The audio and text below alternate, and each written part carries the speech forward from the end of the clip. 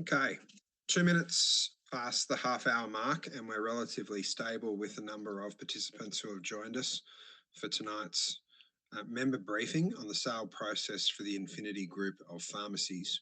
I'm joined tonight by Daniel Bryant, the administrator from Tenno, who will be able to take you through the process and answer any questions that you might come up with throughout this evening or may have from any of the information that you've seen publicly. Firstly, I'd like to acknowledge the traditional owners, no matter where we meet in this great nation tonight, pay respect to their elders past, present and emerging. As you'll be aware, the Infinity Group entered administration and receivership just prior to Christmas. It has been well covered in trade press and trade media. And we thought it would be opportune for members to hear firsthand as to how that process is going to be conducted, what people are likely to see over the next little while, and answer any questions that might come up. So there is a question and answer box that is available to you to ask any questions. Anthony has already put a question in there. Anthony, I can see others. I don't have a black screen at my end, so that may be a camera issue at your end, just to quickly answer that one for you on the way through. But should you have a question about any of the information that you're hearing tonight or any issue that you'd like to raise, that Q&A box is there for you to type a question into, and we'll work our way through that after Daniel gives a short update in the next couple of minutes. We do have some questions that were sent in advance, and we'll start the Q&A session with those this evening, and then we'll move through to any questions that come up in that Q&A chat. So without any further ado, Daniel, I'm going to pass over to you. Daniel comes with a wealth of experience through both time at PwC and then into a relatively unknown brand, but a well established and deep heritage in Tenno. And I'll pass over to you. Thanks, Jared, and hopefully everyone can hear me. So if you see my mouth moving, you don't hear any words, just put your hand up, and I'll start. I'll look for the technology solution, but I think we're all good. A little bit of background to where we're at and who we are. So my name's Daniel Bryant. I'm one of 4 of the administrators of the Infinity Pharmacy Group of companies. The other administrators are Stephen Longley, Martin Ford and Mihaela Hazel. And the 4 of us were appointed as joint and several administrators of 102 of the Infinity Pharmacy Group of companies over the period of 17 December through to about the 22nd of December. At the same time, George Georges and others from KPMG were appointed as receivers and managers over 56 of the pharmacy entities. All up, there are 92 pharmacy entities that are in administration. There's about 10 companies that are what we call head office or operational support type entities. So 92 pharmacies, 56 subject to the receivership, another 36 not subject to the receivership, which the administrators are exclusively in charge of. Overall, 92 pharmacy entities which the administrators have been appointed to. So just a bit of background on what administration process is, just for those that may not be familiar with it, and so please indulge me if you know the process well. So the administration is effectively a pause or a breathing space that a company might enter into when its insolvency is uncertain. So a director of a company or a secured creditor may appoint administrators when the company is insolvent or is likely to become insolvent at some stage in the near future. Again, the company does not need to be insolvent at the relevant time. It just may be based on future events. And that's what's happened here is that 92 pharmacies, individual entities have gone into administration, 56 of which are subject to receivers. The administration process has essentially three objectives, which those decisions are made at what's called the decision meeting. And that normally occurs about a month or so after the appointment of the administrators. And that is the events that gave rise to the appointment of the administrator are no longer relevant. And in which case the creditors at that meeting may resolve to put the companies back into the control of the directors. That rarely happens, by the way, but that's an option. The second option is what's called a deed of company arrangement.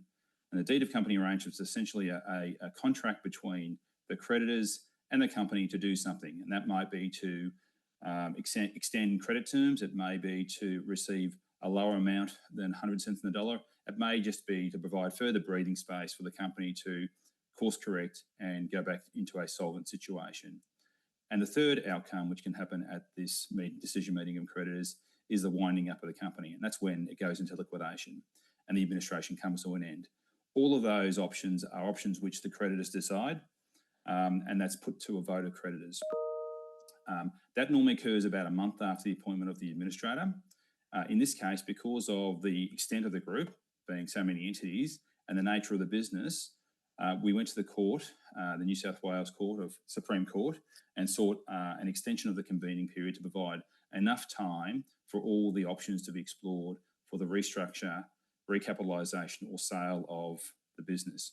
And because, as everyone on this call would know, there's a lot of regulatory compliance requirements with regard to pharmacies. It's a complex, these things just can't transfer or be resolved quickly and takes time. So we sought an extension for the maximum time that's usually permitted, and that was 12 months. So there's an extension of the convening period up until December. So technically, the companies may stay in administration for up to 12 months.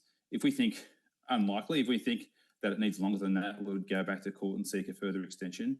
More likely, we'll bring that process forward once we get through the process which we're about to talk about shortly, which is the sale, the recapitalisation or the restructure of the group. So just to recap, administrators have been appointed. The control of those companies vests with the administrator.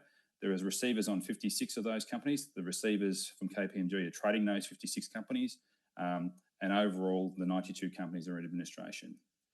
So what's happening now is we're considering what's called a expressions of interest program to see what's the best options for the companies, both individually and collectively as a whole. And that may involve either a restructure, a recapitalisation or sale. That expressions of interest process has commenced. It was published in the Financial Review. Parties that had expressed interest either to the receivers or to the administrators were communicated with regard to that process. The expressions of interest process concludes this Friday. So the administrators will compile the list of all those parties that have expressed an interest and then make an assessment about whether they are capable of moving forward to the next stage. And I'll get to what that next stage is shortly. So the reason why we're looking at the process that we're looking at right now is that there are a range of creditors.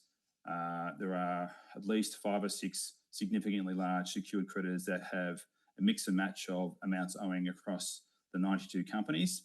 And they've decided that they would like to explore a sort of a group or large cluster process, which will include a sale, recapitalisation or restructure of those entities. So the process has kicked off. We've called for expressions of interest, and that occurs by close of business this Friday.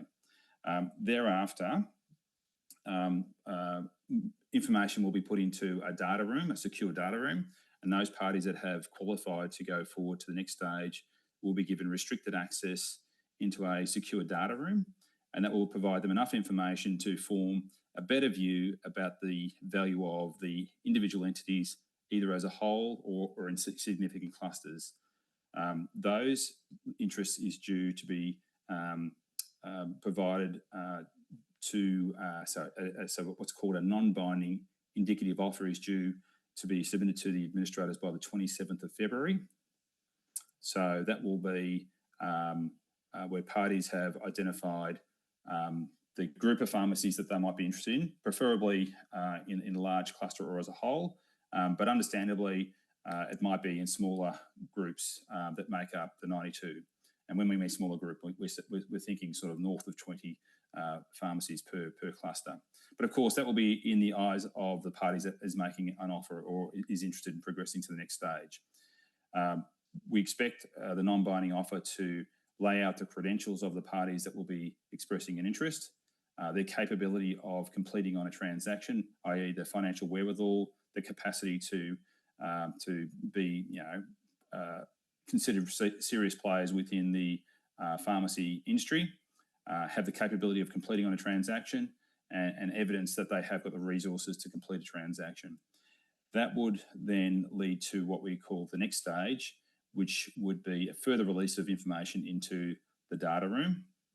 That would commence around the same date on the 27th of February, after which a shortlisted parties would be identified by about the 6th of March. So the 6th of March would be non-binding offers on the 27th of February. That'll be, clearly there'll be some that would sort of either can't complete because they don't have the capability or their interest is not a significant enough level to meet the criteria. And then we'd go through to what we call due diligence on or around the 16th of March for final offers due in by the 10th of April. So we're looking at to effectively the month of February being parties going through and having the opportunity to present their non-binding indicative offer, the month of March being the parties going through the due diligence phase and putting in their final offers in the early parts of April. The administrators have a duty and obligation to the overall body of creditors. So our duties are effectively enshrined in the Corporations Act to act in the interest of a range of parties, not a single party, but in particular the creditors. And our assessment will be made in consultation with all the significant creditors with regard to what the best outcome will be for the creditors. So at that point in time, we'll make some assessments, probably in the month of April, early April, as to whether there is enough interest to go forward either in large clusters or in a significant single line, and then make some announcements about what the next stages will be after that. So I think, Jared, that's a sort of a really rough and run through in a really quick time about the administration process and the sale process that we're about to embark on. But I appreciate we might need to revisit some of that to make it all make sense. No, I really appreciate that, Daniel. And just to reiterate, the expression of interest that was published in the Financial Review and some other publications, that's open until this Friday. Is that correct? And that can be found on your website as well, I would have thought. It can be found. There's I'll give you an email address as well. So it's ipg.sale@teneo.com, and that's where you can express your interest as well. Okay, we might just put that email address in the chat for people, just so that they've got it as well as we go forward throughout the evening. A couple of questions have come through, Daniel, which is great. I'm going to go through them one by one, if you don't mind. Sure. Varen asks, who is doing the valuations for these pharmacies and how long will it take to finish these valuations? So the administrators will, in consultation with the secured creditors, because ultimately some of these secured creditors will rely on those valuations as benchmarks for making decisions around the pharmacies. So we won't necessarily engage in who the valuers are, but they are sort of industry well-known parties that are acceptable to your traditional banks. So the highly credentialed valuers. Those valuations will be used from our purposes, not for the buyers' purposes. The buyers will need to make their own inquiries with regard to value and then make those sort of assessments. But our valuations will be during the month of February, and we'll have them available to benchmark them against the parties that express an interest. Okay, so they'll be used by Teneo and available to those in the process, I would have thought. Yeah, so we will use them for our purposes, and I'd imagine the banks will use them to make sort of benchmark references in them, and certainly if a buyer seeks to have access and reliance on a valuation, that will be something that they'll need to put into their requirements as part of their bidding process. Yep. Okay. Kieran Baker asks, will the creditors' report be available for us as potential purchasers, and who is the appointed lawyers acting for Teneo? Okay, so the creditor report, which is the report that we referred to earlier on, so that normally is not till very close to the decision meeting of the creditors, which we talked about before being extended out for a significant period of time. If a buyer is looking to buy through a company arrangement, that is, do a restructure and do it through that process, we will convene the meeting of creditors and have it considered that way. But that'll be a lot further into the piece. So the creditors report won't be, the detailed creditors report won't be available for quite some time, and not certainly within the process that I've sort of announced before. Okay. Nicholas asked a question and a comment all in one. So it looks like only large groups will get a look in. Is that correct? That's the bias. There's a slight bias. I mean, it currently is a large group, so we're already. If we think about where we're at right now, the Infinity Group was a large clustered group already, and so there is probably some sense around giving that an opportunity to see whether that can be restructured or reorganised in a way which meets the criteria under the Corporations Act. If that's not possible, then we do need to look at other options. But the first bias is towards what can we do to try and keep it as intact as we can, recognising that there's obviously a preference for individual buyers that they might want to be. They've got a bias towards smaller clusters being made available. But our initial preference is to sort of keep it as best we can together, recognising that the sum of the whole might be more than the sum of the parts. But we also got to be realistic about where this ends up. And if this process doesn't identify that a single buyer can be made available for the whole lot, then we need to consider other options. Yeah, and I think the one that goes with that, certainly from our perspective, is the Pharmacy Business Ownership Acts in each jurisdiction, which I know you referenced earlier in a rationale for getting the extension up to 12 months of that creditors meeting, to allow you to make sure that those things are going to be upheld, because the last thing you'd want to do is go through a sale process. Entirely. And not comply with the not be able to comply or complete. Agreed. Yeah. Mariam asks, we've seen pharmacies already for sale in the market since December 2025.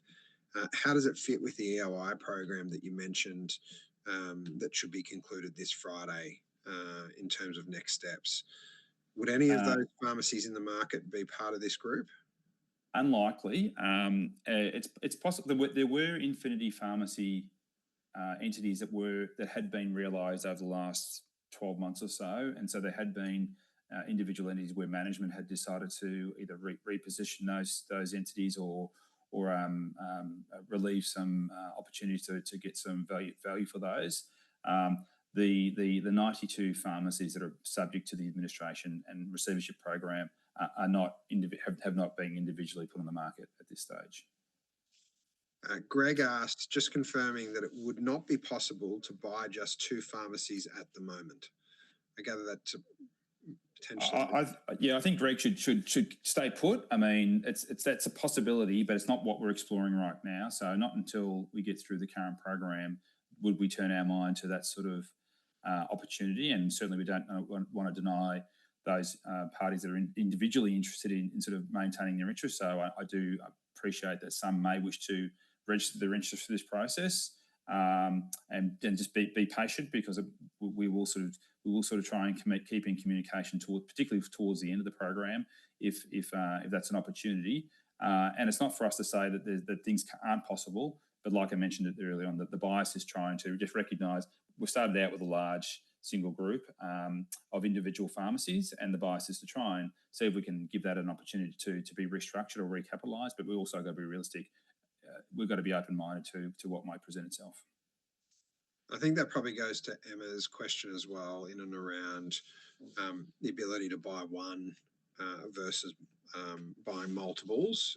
You're not at that stage yet. You've got a bias the other way at this moment, but and we don't want to rule it out. But at the same time, we don't want people to labour and feel like that they need to go to a lot of work right now. That will certainly, if we think that that's a realistic proposition, we'll certainly communicate that and give everyone sort of enough advance warning. But we don't want to at the same time make people labour under the misapprehension that the whole bunch of individual farmers is available today. There's not. So the bias is towards that, but at the same time, we've got to be open-minded as to a sort of alternate processes as well.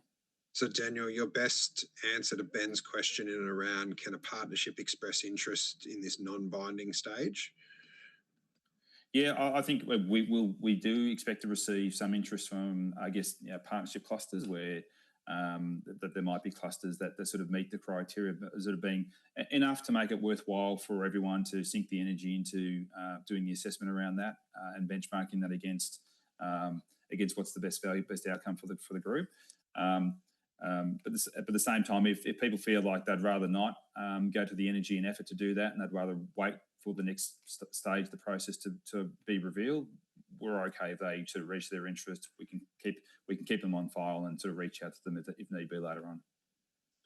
Kinjal asks, will Priceline or API have any influence on the sale process, given that they were the known wholesaler, or API was at least the known wholesaler of the Infinity Group? So they're a stakeholder, they're a significant creditor, and they will have both creditor rights as all creditors do in sort of administration processes.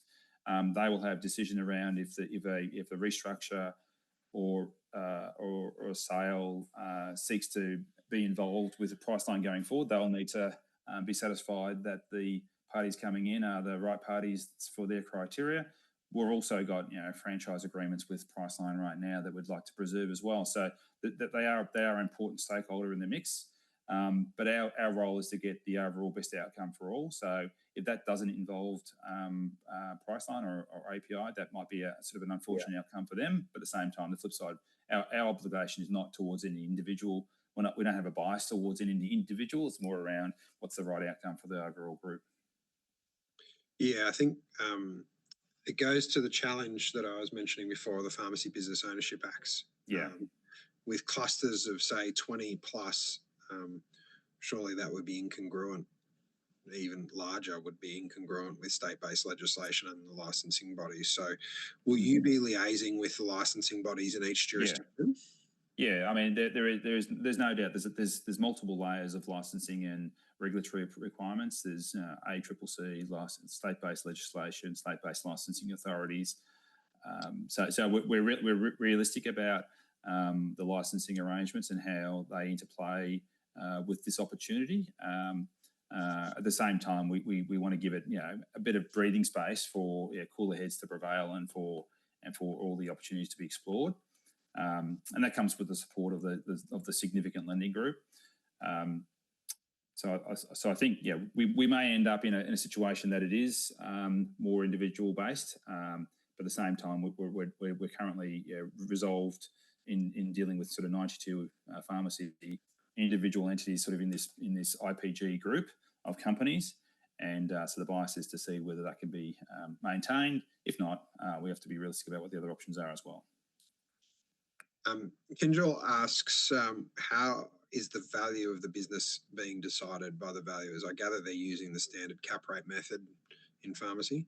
Yeah, it's not for us to influence the basis for how valuers determine value. There's obviously lenders who will rely on the valuation as their benchmarks for helping them make informed decisions at the right time. Our job is to get credible parties to do it valuation metrics based on the information that's available, use that as benchmarking, and then if parties seek to form a different view on value, that's kind of a matter for them. Bishoy asks, what assurances will be in place to ensure competition is not diminished when selling these pharmacies as a large group or cluster? That'll be certainly something that we're alive to, but I'd imagine significantly the regulators will be alive to that as well. So I think we all need to have a bit of faith in the system is a good system, and that it's been built up over a number of years, and that the parties who need to be involved in, I guess, the gating of these decisions will be involved in the process. Yeah, and I'd add quickly to Bishoy's question, just to give you a breather, Daniel, as well. The recent changes that the Commonwealth made to the ACCC merger and acquisition rules that came into effect on the 1st of January deal with a range of competition issues where approval has to be sought, particularly for transactions over the 10 million threshold in the last 3 years, depending on the entity that's purchasing them. So there is a change in the bias, if I could put it that way, dealing with the ACCC going forward. So you can rest assured your guild will continue to engage in those type of discussions as we move forward. Fadi asks, at the current stage, can I express my interest in 1 or 2 pharmacies? Yeah, Jared, similar, and thanks for the question. Similar to, certainly it'd be good to log your details because there is an opportunity to engage at the right time if that's the situation that takes us to. We don't want to equally sort of get people to labour their time if that doesn't happen. But at the same time, we'll certainly be, if you log your details, we'll have that on file and we can sort of reach out at the right time. Okay. Just going through some of these questions, double up, so just bear with me here, Daniel.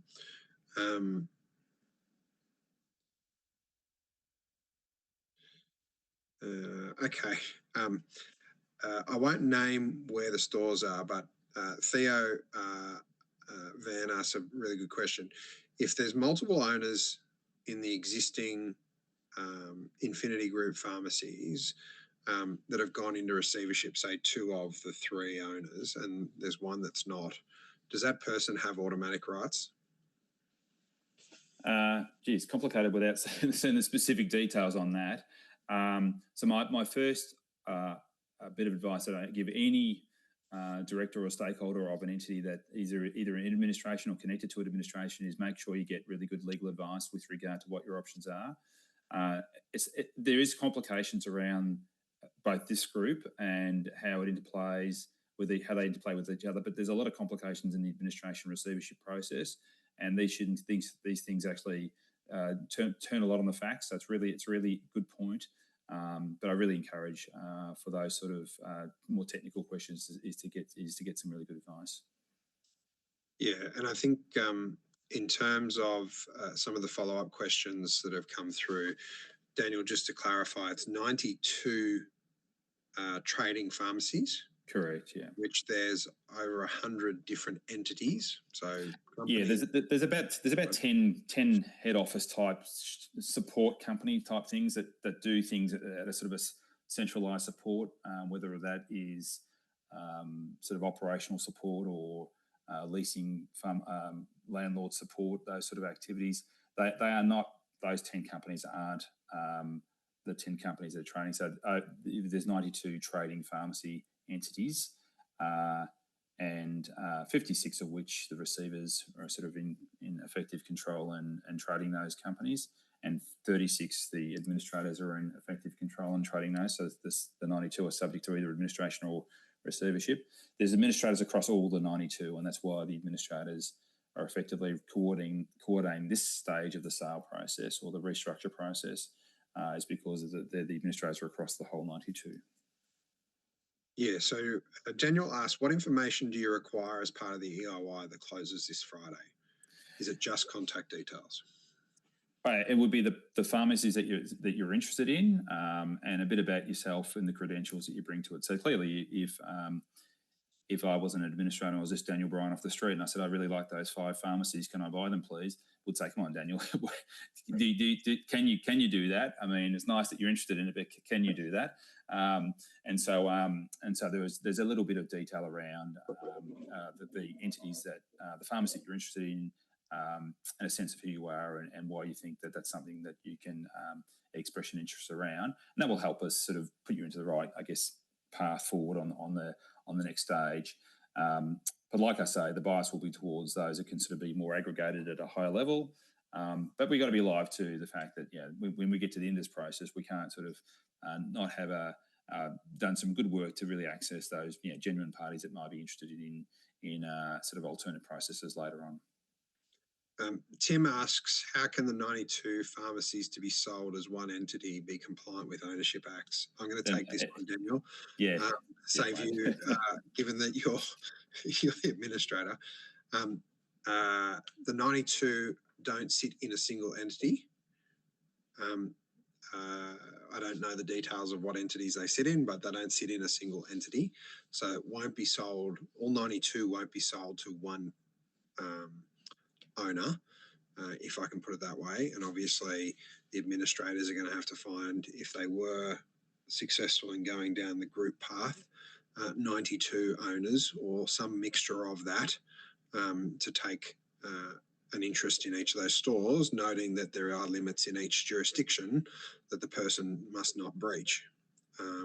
So that's the longer answer to your question, Tim.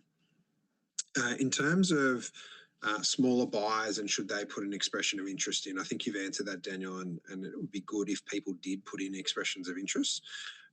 When you mentioned before which pharmacies you might be interested in, I gather there is a list of pharmacies that make up those 92 somewhere that people would be able to ascertain in the next couple of days if they haven't already or don't already know.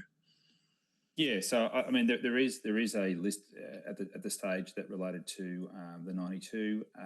A lot of parties are frankly already aware of the sort of those that are sort of in their zone that they would be interested in. So we've already had quite a bit of interest being expressed on those, and we've sort of been in communication with those.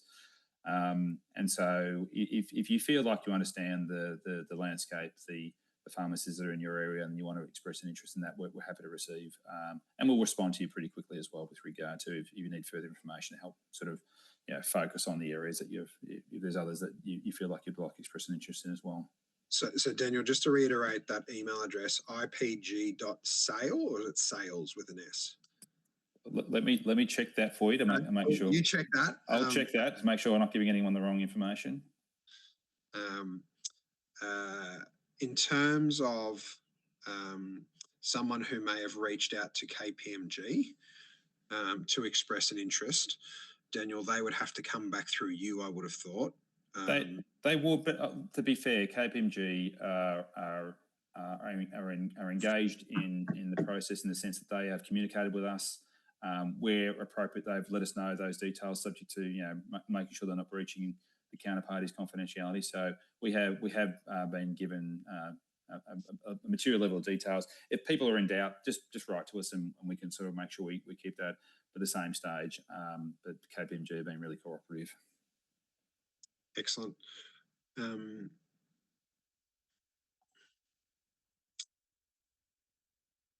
Can we, good question from Andrew, can we choose the stores for the clusters for the offer, or will the receiver be choosing the clusters?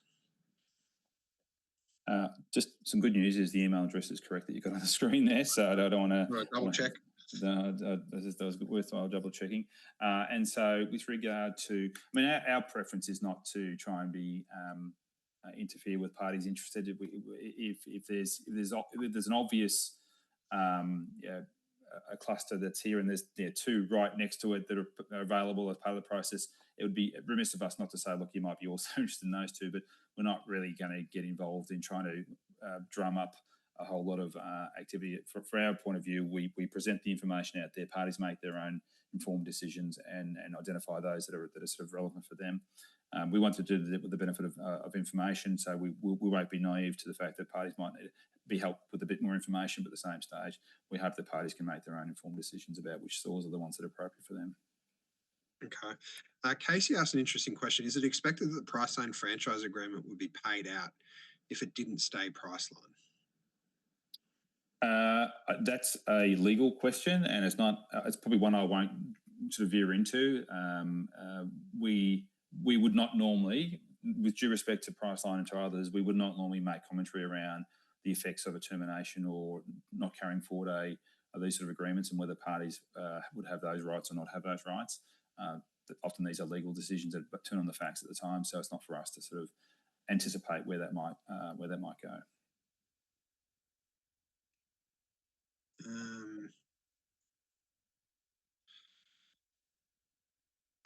Adam Rogers asks an email question. So if a big group makes an attractive offer, will the Priceline franchise agreement stand legally? I gather that's the same boat, Daniel, of not commenting on legal agreements.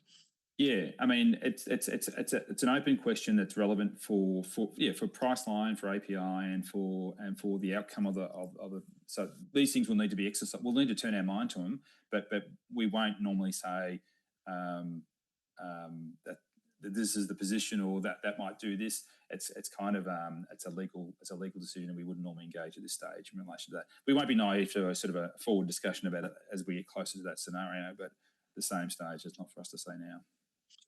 Viren asked another question around financial data for the pharmacies that are under administration or receivership. Do you have at least 3 years of it? We're certainly, for the parties that qualify as part of the expression of interest phase, to go into the data room for the next stage, meeting that qualification criteria, which will be transparent about what that is as part of the communication. So we'll say as to why we think parties should go forward or not go forward. So yes, there will be financial data that goes in there. It will be your traditional financial data. How far it goes back will be something which we'll discuss with the buyers, the parties that have expressed an interest at the time. Okay. Information required for expression of interest submission. I know we covered that quickly before. The ad didn't really have a lot of information in it. And then whereabouts would we find a list, Daniel? That was the other one we were coming back to. Yeah, so for the purpose of the expressions of interest process, it would be the criteria would normally be your capability to complete, your qualifications. So that goes to both your financial capacity, but also your qualifications to do what you're saying you can do. And to some of the points before, with regard to how can you take on more than 4 or 5, that will need to be expressed in sort of how do you propose to do that if you're taking on large clusters. And then the pharmacies that you were interested in. And that's all we need for the present purposes for the expression of interest process. The next stage, once we get a short list of parties, when I say short list, it won't be hundreds of parties long, but it won't be 3 that we take through to the next phase. They will be provided with the full, what we call a process letter, which goes through all the process that they need to follow in order for them to be, at the time they submit an indicative non-binding offer. That's the process letter that they'll need to follow. And that will include the criteria which they'll be benchmarked against. And so what we're trying to do is try and get parties to be relatively conforming, so that we can then compare them up with each other and say, okay, what's the best outcome here for the stakeholders? And it's fair to say that the bias that you're talking about in terms of larger clusters, potentially a single buyer with partnerships of many, many people, is a bias given to you by the creditors? There's 2 things, yes. So it's a bias by the significant creditor pool that sits there, that covers the vast majority of the debt that's out there. It's a bias towards providing an opportunity for the company itself to be restructured. It already is a large group, conforming with the requirements of licensing requirements, and so we're not asking for any proposal to be certainly challenging the licensing arrangements. We want all parties to be that go forward as being the sort of parties that could be capable of qualifying as IPG is now. But we also got to be realistic. Is that may not result in an optimal outcome, and if that doesn't result in an optimal outcome, our role as administrator is to have regard to the stakeholder group and the creditor group, and see the best outcome for that. And so we'll have regard to what our duties and obligations are, but we can only do what we can do within the framework that we can operate. We're not here to change the framework. We can only deal with what we can do within the existing frameworks. Okay. There's a question that came in around medical centres. Are there any medical centres associated with these pharmacies? I do understand that there are some medical centres close by. I'm not sure, frankly, as we speak now, how those arrangements are in place, but I'd imagine that there are in place, and they're sort of your typical situation where you've got a medical centre close by to a pharmacy, or vice versa, a pharmacy close by to a medical centre. Yeah, and that list, Daniel, of those pharmacies, is that something on your website? No, it won't be on the website. But what parties can do is if they, if parties genuinely say, look, we're in the Queensland, Brisbane CBD, we've got an interest in X amount of pharmacies, we'd like to engage in a process which has access to, and this is why we say we're qualified as a party, then we can engage with them about what's available. A lot already have a working knowledge of the pharmacies that are available. So we're not trying to be difficult here, but at the same time, we do want the parties to at least be relatively informed as they come into it, rather than saying, "What do you got for me?" It's kind of like, yeah, we need to see the parties are sort of a natural fit for these sort of things, and they'll do it through existing knowledge, I'd imagine.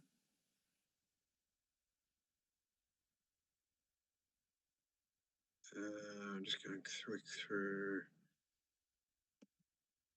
lots of questions about lists, mate.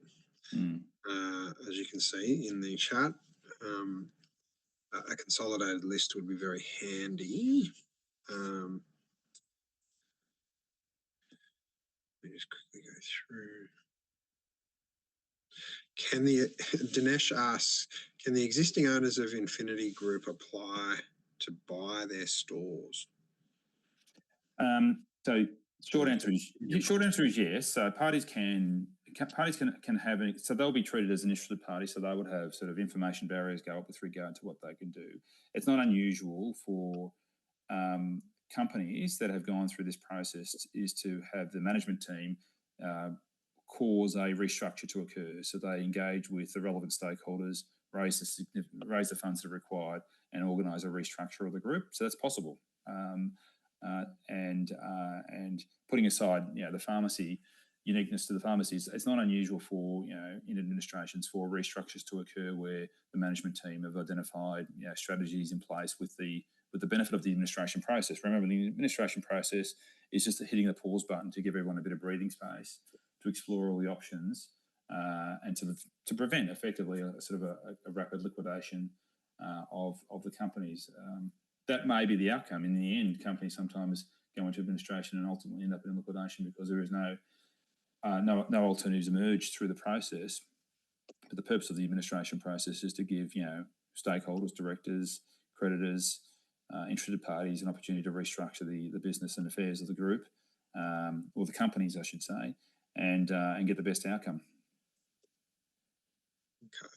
So there is a list for those that are listening and have questions in the chat. We'll put it out over the next little bit, but there is a list on the KPMG website as part of one of the notices. So just to make it easier for people as to how they may consider their next steps as we go forward.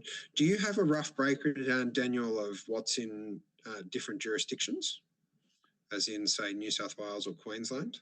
Yeah, the naming convention of the entity tends to name it by location. So James Street tends to be James Street in Brisbane. Caboolture tends to be Caboolture so Priceline Caboolture in Caboolture. So yes, so there's some geographic nuances to the naming convention of the entities, and the vast majority are in Queensland. Okay. So I think we've solved the list issue. KPMG website, and we'll also send it round to all the participants who have joined us tonight, just to make sure, and we'll do that with your email as well, Daniel, just so that they can express interest through the process. We'll give it probably 1 or 2 more minutes just to see if there are any new questions that don't deal with either the EOI, the list, or valuations and process, which we've gone over.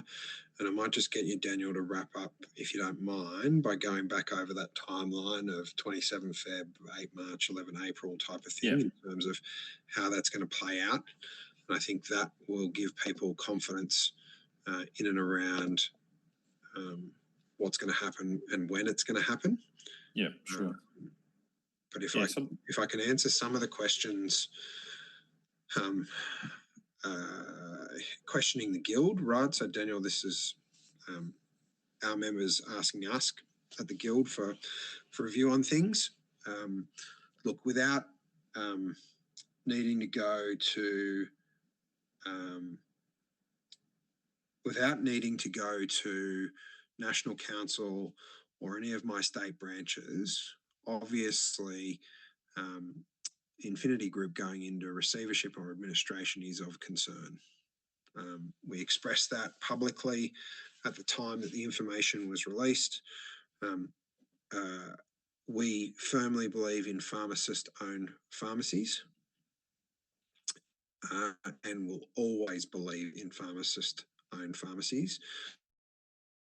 And anything that threatens that model, we will do whatever we can within the legislative frameworks that we work within, and even seeking changes to them if we have to make sure that pharmacy-owned pharmacies remain the core of community pharmacy, because when an owner's in a store, we know that that store's patient reported outcome measures and experience measures for patients far exceed if they're not.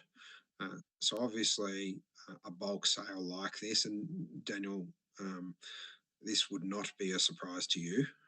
A bulk sale to another large group isn't necessarily what we think would be in the industry's best interest long term, but I understand there are creditors under law who get a say as to how those things are discharged that we may not be able to impact upon, but we would prefer a preference for individual sales to people in individual regions where they're probably experienced owners as it is, and would be able to put the capital together to be able to purchase those stores at a reasonable price, noting that, you know, if you've got a large group of creditors, there is obviously an impact across the board on all of those creditors at some stage. No one's going to get 100% back in the dollar, I wouldn't have thought, from a process like this or from any receivership or administration process. I've just checked the questions. There's nothing really new. So Daniel, if I don't mind handing back to you quickly, just to confirm those dates for people, that would be greatly appreciated. And as I said, we'll follow up everyone who's attended tonight with the ipg.sale.10ao.com email address and the KPMG list of pharmacies for people and some further information post tonight. Daniel. Thanks. Yeah, thanks, Jared, and thanks again for the opportunity to speak here as well. And I'm encouraged by your words before. So the expressions of interest process, that's just registering your interest, is closing this Thursday. So this Friday, I should say, the 30th of January. Materials will then go into a data room for the parties that are selected to go forward as part of the expressions of interest process on the 2nd of Feb. Non-binding offers will be due on the 27th of Feb. So that's the parties that we've invited into the next phase. Those that haven't been invited in, you're not out of the process altogether. It just means that there's just a phase we're going to be running shortly, and that will go through the non-binding offers through to the 27th of Feb. And then further material and due diligence will occur during the month of March, with final offers due on the 10th of April. Okay. So February, March and April, busy time. Please express your interest, even if you are a small group. Capability, qualifications, and then don't forget qualifications include both financial and regulatory legal as you go forward. But there's an opportunity there to make sure that Teneo understands that you are interested and that there is a viable option if they can't find a single large or cluster-based buyer, which is their preference from their creditors as they go forward. Thank you very much, everyone, for joining us tonight. Daniel, thank you. I know it's not usually the done thing, but we appreciate your ability to answer the questions and be upfront with everyone as we move through this process. Tina Shrine has put in the Q&A for people who are interested in it, the HTTP address, the web address for the KPMG creditors list. For those that are in the chat and can see it, it should be there. But as I said, we'll follow it up in the next day or two with a written piece of communication that has both the deadline, the email address, the link to the list of stores, and some further information about what the Guild will be doing in the near future. So I really appreciate everyone's time tonight. Thank you very much for joining us. And again, Daniel, thank you for being part of it. Thanks, everyone. Thanks, Stuart.